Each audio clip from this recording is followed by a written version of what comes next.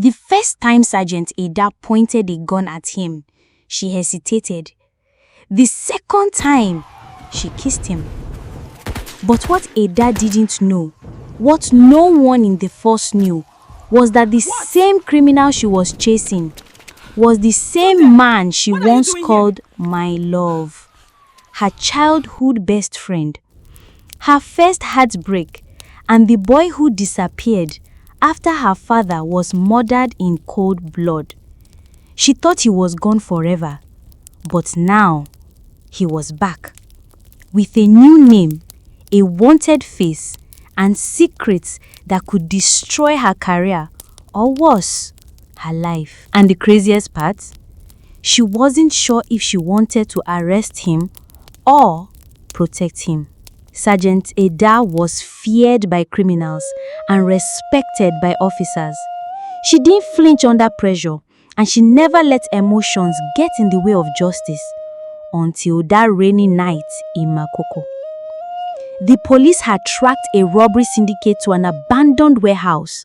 Ada moved swiftly with her team, gun drawn, ready for war. One of the suspects broke off and ran. Ada chased him alone into a narrow alley, her boots slapping against wet concrete. She cornered him. "Freeze!" she shouted, aiming at his chest. He turned around slowly, and time froze. Not because he was armed, not because he looked dangerous, but because his face looked familiar. Dripping wet, mud on his jeans, hair matted, but the eyes, they were the same. Brown, deep, haunted. "Tunde?" she whispered, heart pounding. He didn't answer. "Ada?" he said softly instead, as if her name still lived in his mouth. In that instant, 10 years of memories came flooding back. Childhood laughter, shared akara at the roadside, secret diary entries about a boy who made her heart race. But that boy was gone. This was Shadow now, the most wanted thief in Lagos. She shook herself. "Get on your knees, now." "I didn't kill your father," he said calmly. "What?" Her voice cracked. "I know that's what you've always believed, but I didn't." And before she could react, a loud explosion rang out nearby. Smoke, shouts, her radio buzzed with chaos. Tunde used the distraction. He ran, and once again, Ada let him go. Back at the station, Ada couldn't sleep. Her fingers trembled as she held the old photograph from her drawer. 2 kids smiling in front of her late father's barbing salon. Her partner, Inspector Chooks, knocked on her door. "We got new intel. Shadow might be linked to the murder of your dad and 3 other officers." Her chest tightened. No, it can't be. But the evidence was growing.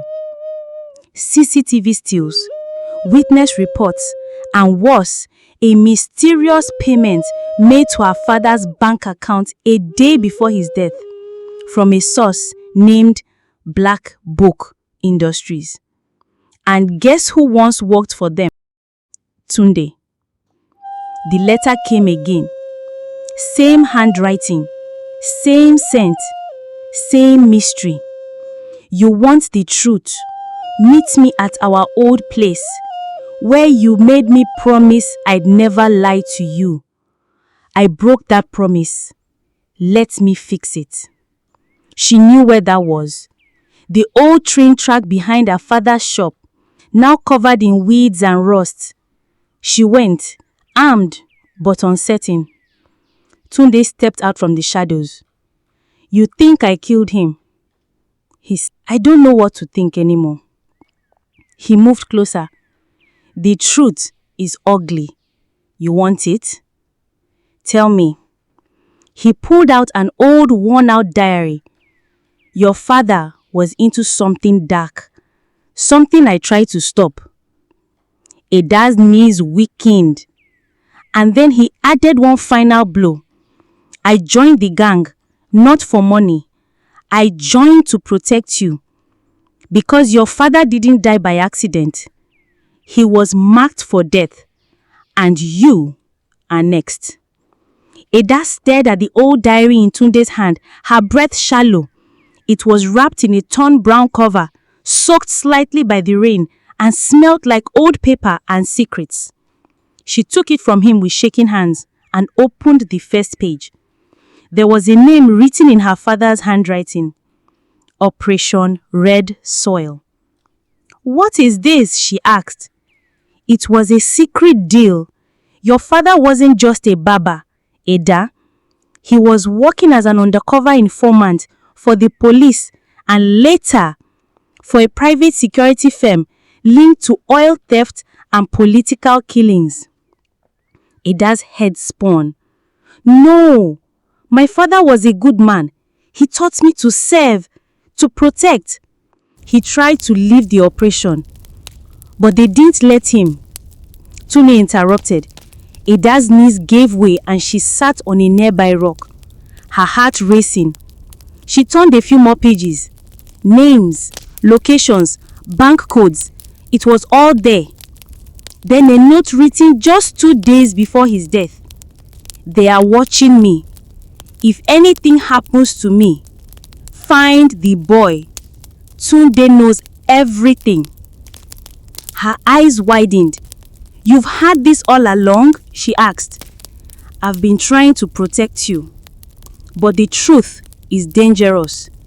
It's why they framed me." "Framed you for what?" "Murder, robbery. I never killed anyone, Ada. I went into the underworld to survive. And then I found out who was pulling the strings." Ada stared up. "Who?" Tunde hesitated. And then he said 2 words that shattered her world. "Inspector Chooks." Ada stormed into her apartment later that night, slamming the door behind her. Her mind raced. Inspector Chooks, her partner for 5 years, the man who gave her her first gun, the one who stood beside her at her father's funeral? No, it can't be. But the more she thought about it, the more things didn't add up. He had always deflected questions about her father's case. He had access to every piece of evidence and every reason to make sure no one looked deeper. And then she remembered something else. 2 months ago, Chooks asked her casually about the old shop where her father used to work. She thought it was innocent. Now, she wasn't so sure. Her phone buzzed. It was Chooks. "Come to the station, urgently. We have intel that Shadow, your criminal lover, is in town again." Her blood turned to ice. He knew. Ada went to the station, but this time with her mind split in 2. Part of her wanted to protect Tunde. The other part screamed at her to do her duty. As she walked into the office, Chooks greeted her with his usual smile. "We've traced his burner phone. He's nearby. We are raiding a warehouse tonight." She nodded slowly, but her fingers curled around her phone where Tunde had messaged her just an hour ago. "Don't trust Chooks. If you go with him tonight, you'll walk into a trap. They want you out of the way." "Who else is going?" Ada asked. Chooks grinned. "Just us, like old times." Thank you for watching. Like, share, comment and subscribe for part 2.